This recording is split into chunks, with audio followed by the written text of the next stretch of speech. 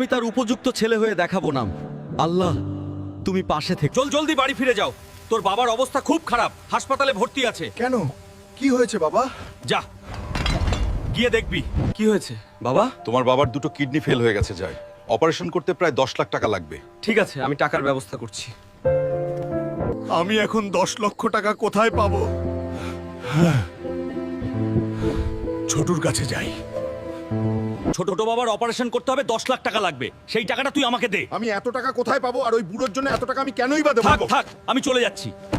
Doctor, আমি সব চেষ্টা করেছি কিন্তু কিছুই করতে পারিনি। আপনি বাবার জন্য যা ভালো মনে করেন তা করে দিন। কি বলছো? একটু ভেবে বলো। ডাক্তার বাবু, আমার ছোট ছেলে কোথায়? আপনার ছোট ছেলে আসেনি। আমার বড় ছেলে? আপনার বড় ছেলে আপনাকে দুটো কিডনি দিয়ে দিয়েছে। আমাকে ক্ষমা করে দিস রে।